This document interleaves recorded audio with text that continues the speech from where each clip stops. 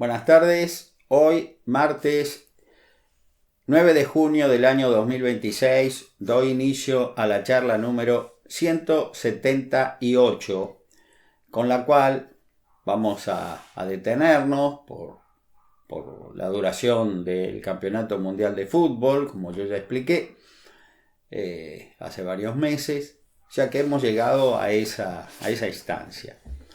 De no haber habido un corte de energía eléctrica un día que teníamos que grabar, y luego el tema de este parcial tan bravo que tuvo Nacho, Ignacio Araujo, Nacho, por el cual tampoco estuvimos presentes el martes pasado, hubiéramos llegado a la charla de amigos, la número 180, pero estamos en la 178. Les quiero explicar que me voy a detener, no voy a seguir hablando en este momento sobre la segunda presidencia del teniente general Julio Argentino Roca, porque no se puede sintetizar en un par de minutos una presidencia tan importante. Hemos tenido presidentes, algunos muy cercanos, que creo que con 5 minutos alcanza y sobra, ¿no? Para decir qué hicieron en el gobierno. Pero no es el caso del teniente general Julio Argentino Roca, para nada. Así que esto se va a retomar, la continuidad histórica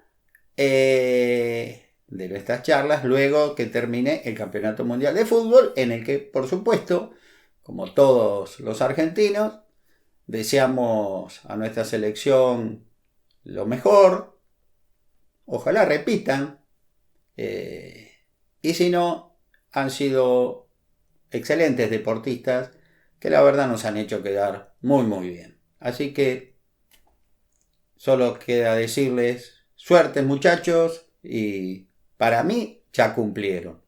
Lo que venga de ahora en más es extra.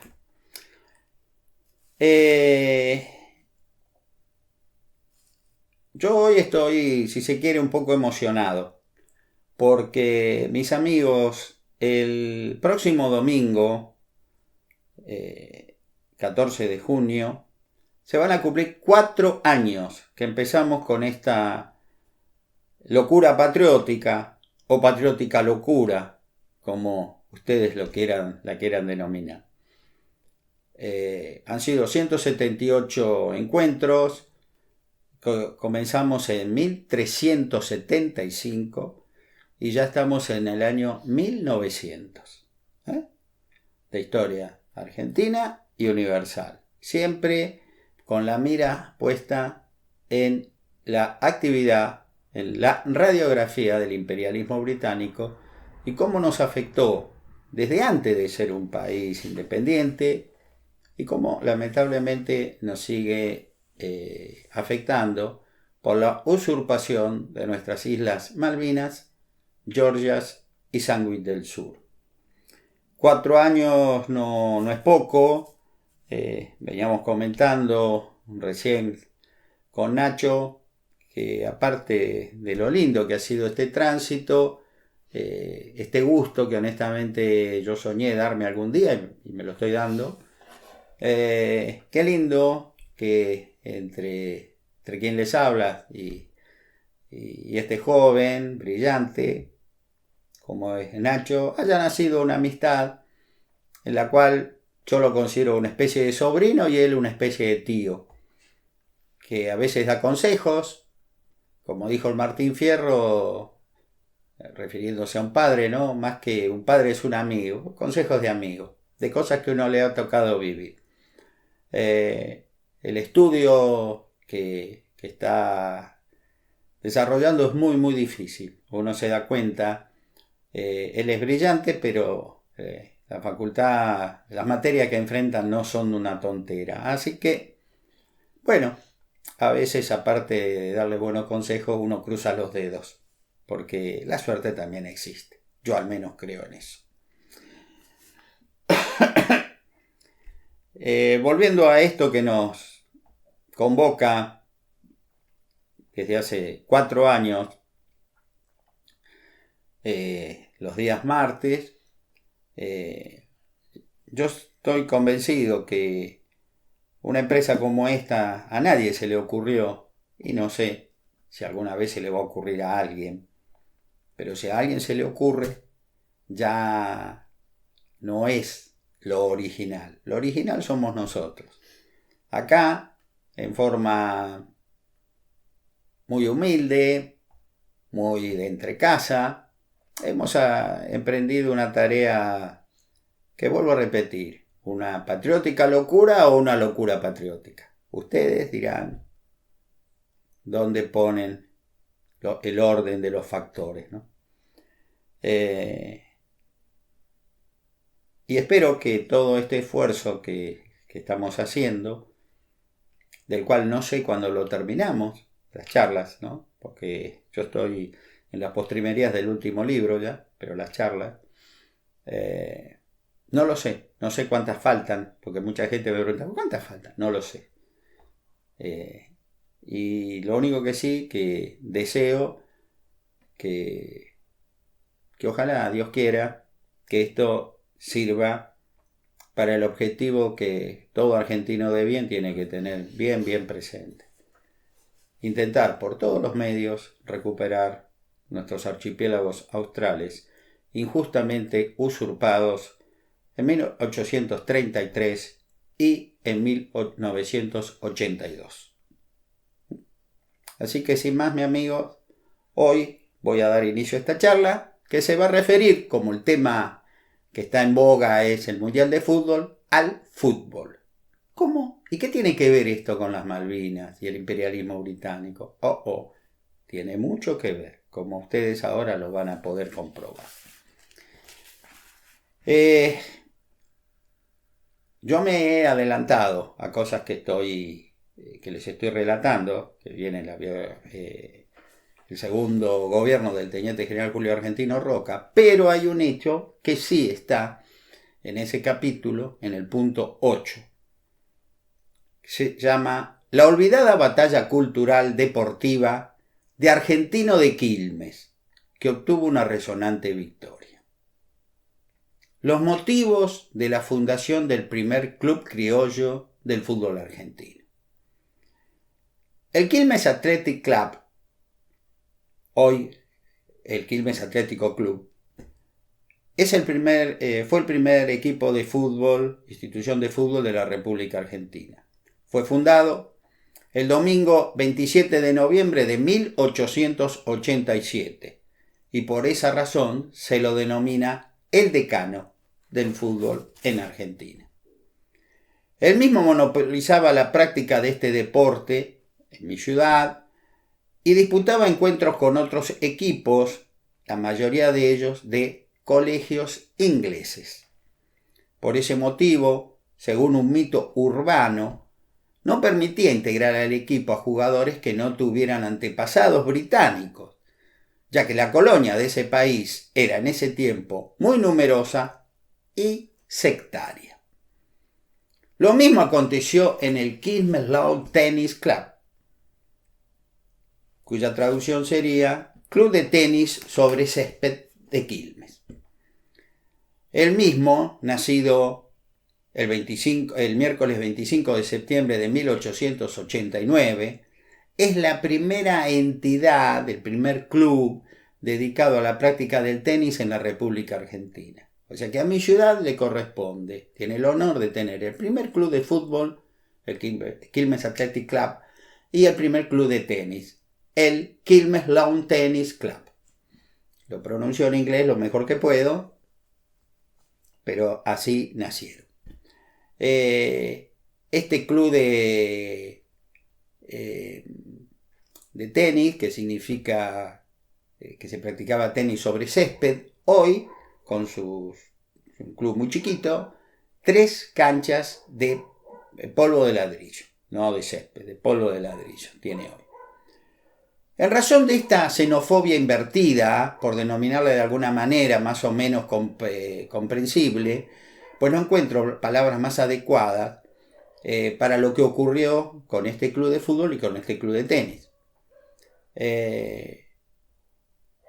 Mientras la comunidad británica asentada en Quilmes discriminaba a los argentinos y a nuestro idioma, en Quilmes nació en 1895 un club de fútbol llamado El Relámpago, integrado por estudiantes quilmeños del Colegio Nacional de Buenos Aires. Así, sus jóvenes integrantes criollos pudieron practicarlo libremente, por fuera de cualquier tutelaje de los ingleses, en su primer cancha, que estuvo delimitada, en las calles Saavedra, Brown, Lavalle y Paso. Pasaron los años, las competencias entre clubes barriales argentinos se fueron incrementando y, tomando como bases a este club, El Relámpago, un grupo de amigos del Colegio Nacional de Buenos Aires que vivían en Quilmes, el viernes 1 de diciembre de 1899 fundaron un club al que denominaron Argentino de Quilmes. Fue elegido como primer presidente Julio Castellanos, apellido un tanto premonitorio en la batalla cultural que en pocos años libraría dicha entidad, porque la cuestión idiomática fue una de sus más grandes victorias. A poco de nacer, con la osadía de la juventud, impusieron una simpática costumbre para diferenciarse del Quilmes Athletic Club, institución que, como vimos, estaba fuertemente impregnada de costumbres británicas, ¿no? Y, por ejemplo, en el entretiempo servían a las autoridades del club visitante té con masas. Pues bien, la gente argentina de Quilmes, un club criollo, no tuvieron mejor idea, un poco en serio, un poco en broma, que servir a los directivos del equipo visitante, también criollo, mate cocido, una taza de mate cocido con bizcochitos de grasa. Una burla, evidentemente. De esa manera, Argentino de Quilmes ganó su apodo, con el cual es conocido en el fútbol, los mates. Hubo un intento de fusionar ambas instituciones, Argentino de Quilmes y Quilmes, pero eso no se logró. Y en un reportaje que yo por razones de tiempo no voy a leer, el doctor Isidoro Iriarte, que fue uno de los fundadores, y hoy el Hospital de Agudos de Quilmes, el Hospital de Quilmes lleva su nombre, dijo que para diferenciarnos bien del Quilmes Athletic Club, nosotros le pusimos un aditamento a nuestro club, Argentino de Quilmes. Somos Argentino de Quilmes. Es largo de leer esto, yo por más que lo quiera sintetizar es imposible, pero quiero decir que cuando nace en 1899 Argentino de Quilmes, todo lo que se hablaba, todo lo que se hacía en la Argentine Association Football League se tenía que hacer, escribir en idioma inglés y hablarse en idioma inglés. Bueno, gracias a Isidoro Iriarte y sus amigos, ellos van a lograr imponerle que se hablara y se escribiera en castellano, las reglas fueran en castellano. Este fue un logro de Argentino de Quilmes. Argentino de Quilmes le salvó el pellejo, como se dice, en esa época, porque estuvieron a punto de desafiliarlo, al Racing Club de Avellaneda, que le quedó muy reconocido a los mates, y es más, tan reconocidos estuvieron que le pidieron si podían usar su camiseta. Argentino se la facilitó, la camiseta del Racing Club de Avellaneda, originalmente es la camiseta de Argentino de Quilmes. En un reportaje que se hizo, que yo tengo acá todos los datos, no, vuelvo a repetir, por una cuestión de tiempo no lo voy a poder leer, un periodista entrevistó en varias oportunidades a José Eduardo López, uno de los fundadores de Argentino del Quilmes, que en ese entonces tendría 75, 80 años. Y este hombre recordó que en una charla en su casa, el padre dijo: ¿vieron? Desde que le dejamos usar nuestra casaca, Racing no para de ganar campeonatos. Por eso estamos en conclusión que la casaca es la de Argentino de Quilmes. El año que viene esta camiseta, que yo les voy a mostrar ahora, esta es la camiseta original de Argentino de Quilmes, va a cumplir 120 años, porque esta camiseta es del año 1907. Como todos ustedes saben, yo tengo un nieto, mi único nieto, Juan Cruz Olarte, que juega en la división 2016, en las inferiores de Argentino de Quilmes, para alegría del abuelo. Y bueno, un querido amigo, el doctor Luis Augusto Raffo de Dolores, hizo esta composición con inteligencia artificial, donde me lo pone a Juan Cruz con la camiseta de Argentino de Quilmes, la cancha llena. Y bueno, dije que se lo agradecí muchísimo, se la quería mostrar, ya que a ustedes la tienen. ¿Qué es la particularidad de esta camiseta? Que es la camiseta de la selección argentina. Es decir, cuando yo veo jugar a la selección argentina, en el fondo digo, estoy viendo Argentino de Quilmes. La camiseta es la camiseta de los mates, ¿no? Argentino de Quilmes tuvo una cruzada para que todos los equipos del fútbol argentino llevaran los nombres criollos. No lo logró, lamentablemente.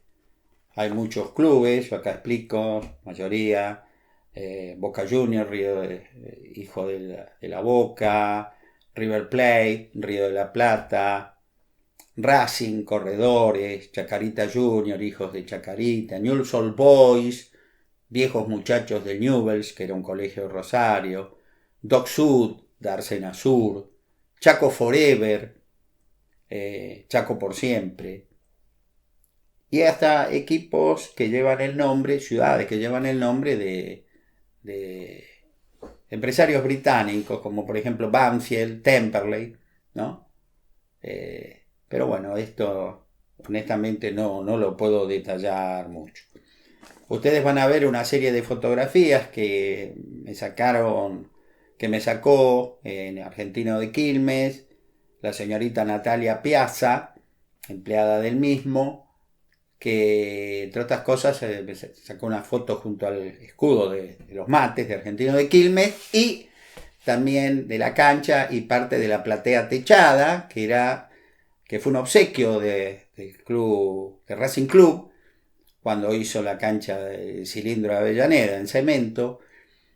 Y eso que quedó ahí son las plateas, un sector de las plateas de la vieja cancha de Racing, que según la tradición, ahí en ese lugar, en una de esas plateas, se sentaría Carlitos Gardel. Si no fue verdad, tampoco molestamos a nadie. Para mí, ahí se sentó Gardel. Mis amigos, con esto doy por terminado esta primera parte y ahora vamos a ver por qué Bangladesh a nosotros nos quiere tanto y la hinchada argentina más grande del mundo no está en nuestro país, sino en ese país de Asia. Queridos amigos, ahora en la segunda parte de la charla 178 referida al fútbol, recién he dado una brevísima síntesis, perdón por la redundancia, sobre Argentino de Quilmes, una institución humilde, chica, eso lo aceptamos, pero muy grande por los logros que tuvo. Que se hablara castellano en las reuniones de la que hoy es la Asociación del Fútbol Argentino, que se escribiera en castellano y, como la frutillita del postre, sin pensarlo, entregó su camiseta a la Selección Nacional Argentina. Argentino de Quilmes es el primer club criollo de la Argentina y el segundo en América, porque el primero es Nacional de Montevideo, que son entidades muy, muy amigas. Bien, ahora voy a tratar de develar el misterio de por qué Bangladesh nos quiere tanto. ¿Por qué esos 170 millones de seres humanos se ponen la camiseta argentina y apasionadamente siguen el Mundial de Fútbol simpatizando por nuestra selección? Nadie se ha preguntado por qué tanto fanatismo. Bien, yo acá les voy a mostrar lo que fue, gigantesco tamaño, del Virreinato de la India, Virreinato de los británicos. Y en rojo, ¿no? Porque lamentablemente en ese lugar ocurrió un genocidio, lo que hoy es la República de Bangladesh, que en ese momento formaba parte de este virreinato, el único que tuvieron los británicos. ¿Querés sacar foto? ¿No vos? Ah, no. El único que tuvieron los británicos. Y ahí viene la explicación. Cuando mirando el Campeonato Mundial de México, el domingo 22 de junio de 1986, como sabemos, ese extraordinario jugador que fue Diego Armando Maradona hizo 2 goles. El primero, la mano de Dios, con puño, con trampa. El segundo, el mejor gol de la historia de ese deporte. Los habitantes de Bangladesh, bengalíes, cuando vieron que Maradona les hizo trampa con ese gol a los ingleses, se volvieron locos. Dijeron, estos son los nuestros. Y de ahí en más, ese amor nunca pasó. 1986-2026. ¿No? Han pasado 40 años y el fanatismo cada vez se incrementa. ¿Pero por qué? Para eso tenemos que ver una cosa muy triste que ocurrió en la historia, en esa historia que prácticamente todos tratan de tapar, todos tratan de barrer bajo la alfombra. La llamada hambruna de Bengala. Estamos en el año 1942. Recién Gran Bretaña está sacando un poco la cabeza de abajo del agua, gracias a que Japón ha atacado Pearl Harbor y hizo la base aérea de Pearl Harbor en Hawái, hizo entrar con ello a Estados Unidos al conflicto, porque si eso no ocurría, Gran Bretaña mucho más no iba a poder aguantar, porque estaba perdiendo la guerra. Pero la llegada de los yanquis, como ellos les decían también despectivamente, fue algo que molestó, porque ellos eran el imperio británico, ¿no? Y si no era por la ayuda de los yanquis, chau, chau, adiós, estaban a punto de perder. Pero quisieron por todos los medios de ocultar la gravedad de la situación que tenían. Para peor, cuando Japón entra en guerra, no solo atacó a Estados Unidos, sino que también atacó las colonias británicas de Asia y de Holanda y de Francia. Y se produjo una derrota humillante, que superó en proporción a la que se tuvo John Whitlock en Buenos Aires el 5 de julio de 1807, que hasta ese momento era la derrota más significativa del ejército británico, pues esta Singapur la sobrepasó en número y en forma. Se rindieron cobardemente, hay que decirlo, ante un ejército japonés muy osado, que atacó la fortaleza de Singapur, 90.000 hombres la defendían, prácticamente con un tercio. Los japoneses apenas superaban los 30.000 efectivos, pero le hicieron creer que eran muchos más. Y con una decisión terrible, los británicos se rindieron. Cuando el primer ministro Winston Churchill se enteró de la rendición de Singapur, por supuesto que a los comandantes que levantaron las manos y dejaron de luchar les habrá dicho los peores improperios. Era bastante boca sucia, dicho sea de paso. Porque el general Tomoyuki Yamashita, con solo 30.000 hombres, derrotó a 90.000 británicos. Bueno, eso fue triste. Acá yo les voy a mostrar unas fotos donde los japoneses demuestran la cantidad de rendición, de lo que fue la rendición, y abajo al ministro Winston Churchill, que es un personaje central en la hambruna de Bengala. Cometió un genocidio. Pero nadie lo dice. Eso no. Sir Winston Churchill no, es una persona impoluta. No creo.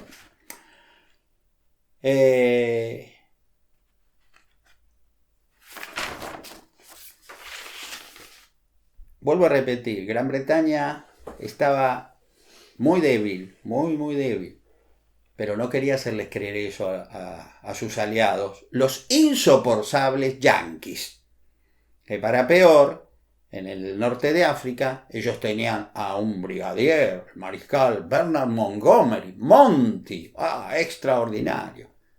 Pero los yanquis tenían al mejor general, posiblemente de la Segunda Guerra Mundial, George Patton. Un hombre valiente, cuyo tanque siempre iba a la cabeza de los demás, un poco circense quizá. Usaba 2 pistolas de cowboy con tachas de nácar verdadero y era muy mal hablado, pero sus soldados lo adoraban porque él estaba siempre primero en la línea de combate. No así Monty, Bernard Montgomery, que era un tanto timorato. Los alemanes, que tenían también en el frente de Noráfrica a su mejor general, el mariscal Erwin Rommel, se dieron cuenta que del otro lado tenían a uno igual que Rommel. ¿Quién fue mejor? Queda al gusto de los historiadores. Fueron 2 generales extraordinarios.